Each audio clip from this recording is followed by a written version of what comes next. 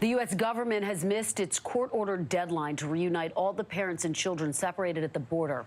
Here's what we do know. 1,442 out of the 2,551 children separated are now with their parents. So that leaves 711 children still in federal custody. Many of their parents have already been deported, and the government is not saying when those reunions will happen. But even as the federal government struggles, a host of volunteers, including religious congregations and even major airlines, are stepping up to help the hundreds of families in need. With me now, Alida Garcia. She is the policy director for Forward U.S., an advocacy group started by Mark Zuckerberg and other tech giants to focus on immigration reform. Alida, thanks so much for joining me. I really appreciate it.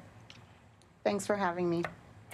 The government is saying, look, those remaining 700 or so families are not necessarily eligible to be a part of this process for various different reasons. What do you make of that? And what are you doing to try to make sure that all of these families are, in fact, reunited ultimately?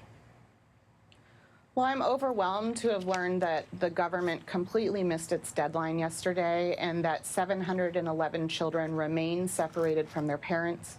463 parents have already been deported without their children. 900 parents may be deported in as soon as a week. We don't know which parents those may be. But what I can share is that my organization, Forward U.S., in partnership with Raíces and the Families Belong Together campaign, has been working around the clock with the Flights for Families effort to ensure that for those families that have been released and reunified by the government, that they're not stranded and abandoned in the middle of nowhere, and that they're greeted with care and love and dignity and put on planes to their next destination so that they can pursue their asylum claims. This has been a labor of love powered by DACA recipients who know far too well what it's like to have their government turn their back on them and throw their lives in disarray.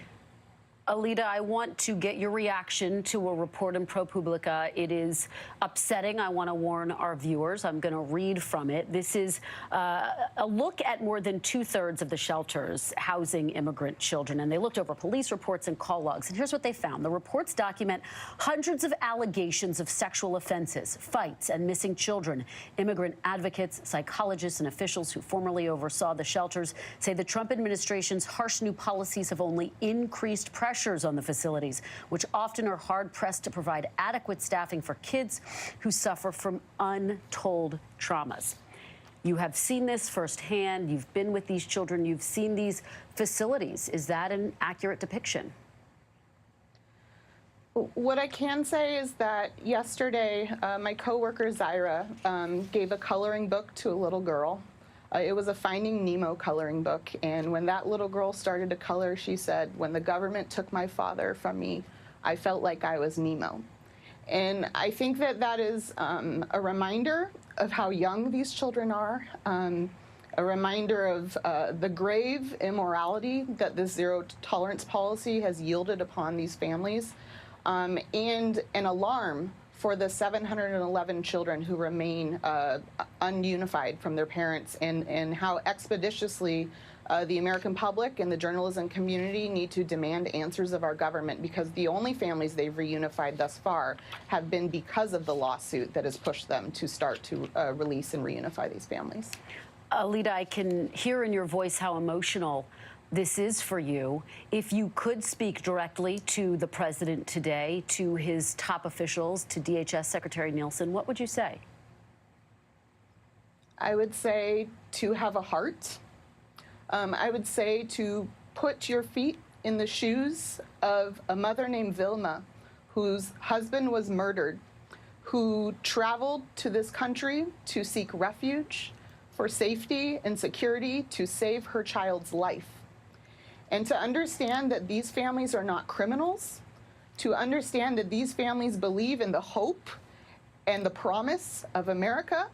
They come here for the American dream, thinking that we will treat them with respect, and they're met with an American nightmare created by this president, created by Kirstjen Nielsen, created by Stephen Miller. And these policies were political, and they have completely harmed and devastated and traumatized children, and it must stop. Alida Garcia, thank you for the work that you are doing to reunify these families and for joining us to share your perspective. We really appreciate it. Thank you. And we'll be right back.